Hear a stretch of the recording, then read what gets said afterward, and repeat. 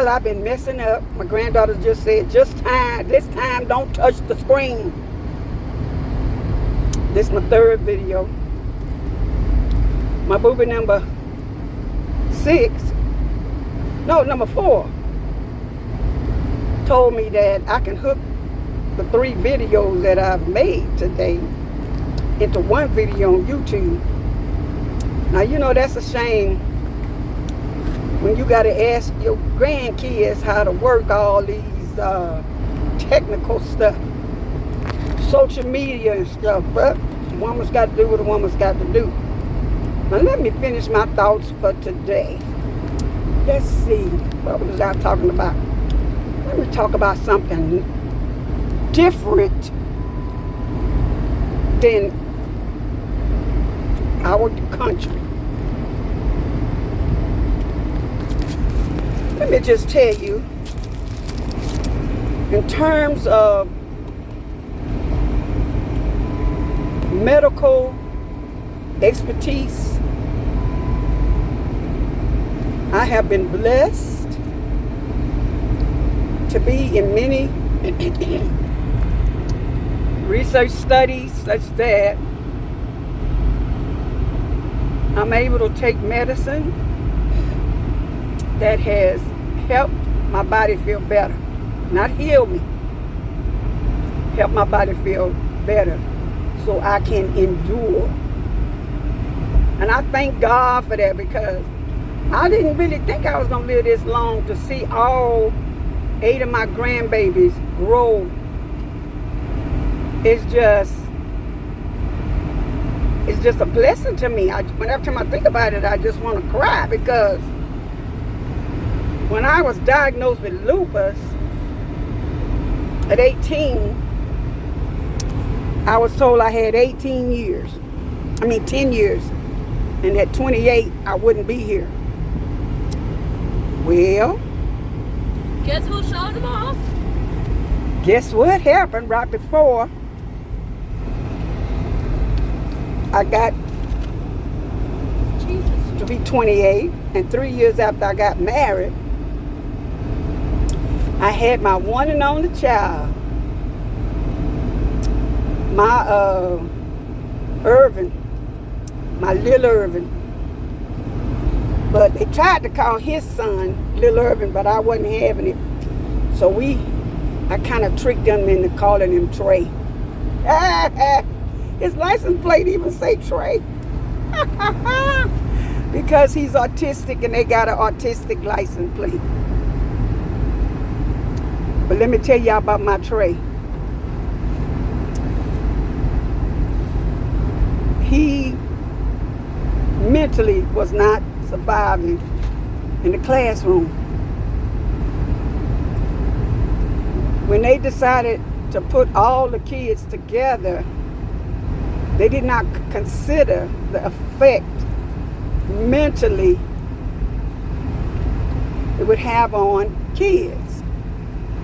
Now let's be truthful about this country. One white parent who don't want their kids in a segregated classroom forces all the parents to have their kids in classrooms that are not segregated. I'm not being racist, I'm being truthful. Look up your history, read the cases. Read the cases. Who made it happen? The teachers, they go to degrees, they go to school for a certain degree. And some of them don't have the degree to handle physically and mentally challenged kids who have a hard time matriculating in a 30 student classroom, 15 student classroom. We want too much out of them. And I want too much out of them too, but my morals kick in and I realize that's not fair. That's not fair. As a tutor, I have to adjust for every student I tutor. When I see my students graduate from high school, when I see my students, I mean the students I tutor. And the students I had in the classroom when I was a sub.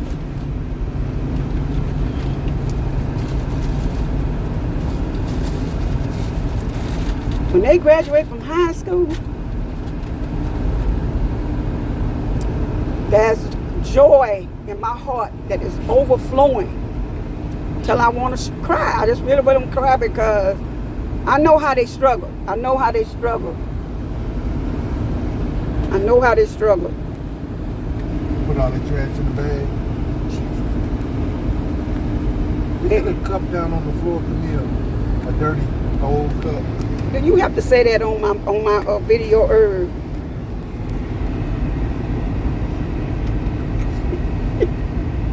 I'm over here enjoying the fact that my students are graduating from high school. But the bigger joy is when they graduate from college. And the struggle they have in college because they have to work. They don't get all their money from scholarships. For various reasons. The school they go to, the major they have, the amount of money their parents make. It's just various reasons. I feel bad because I know when I was in college, every time I tried to work, things were really hard. I mean, really hard, physically, mentally, and academically. But I was smart enough that when it got to be too much, to quit and just pinch pennies on what I eat. To this day, I can't stand pot pies.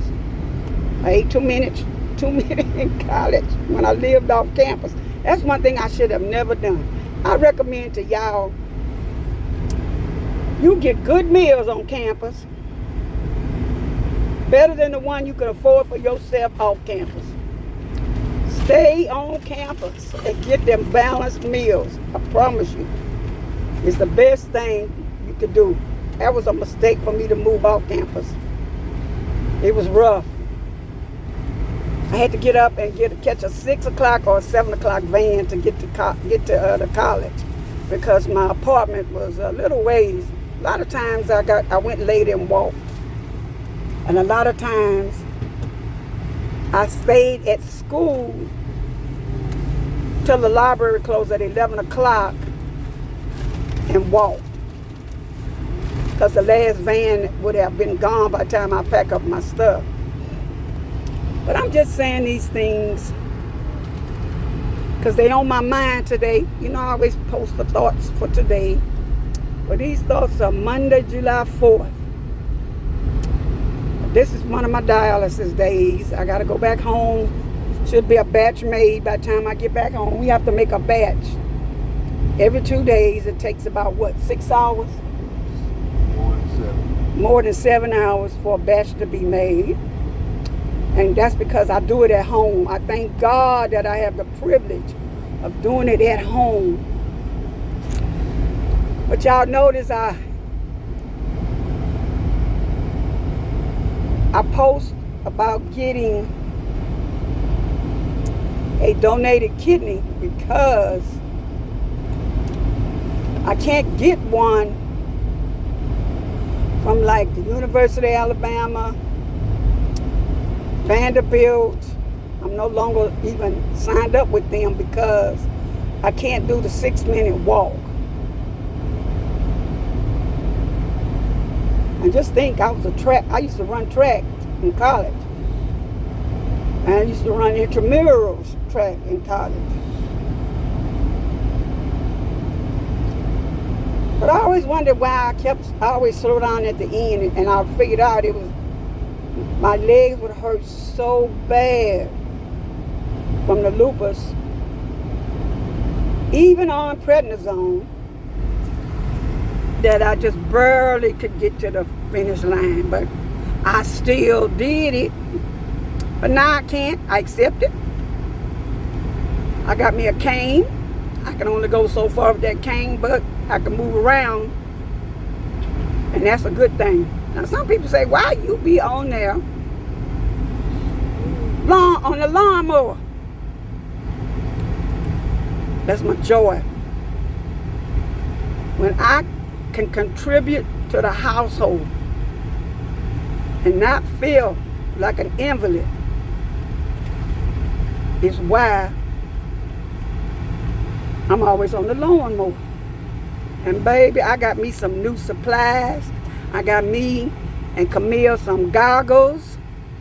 I got us some, well, you know I had my grippers. I got the small grippers now. I got, what is that thing called I bought earlier? No, what we put together last night. Pole chainsaw. Got a pole chainsaw, a rake, a shovel. Yeah, well, I gotta sign out. I gotta go have fun with my boobies. Bye-bye.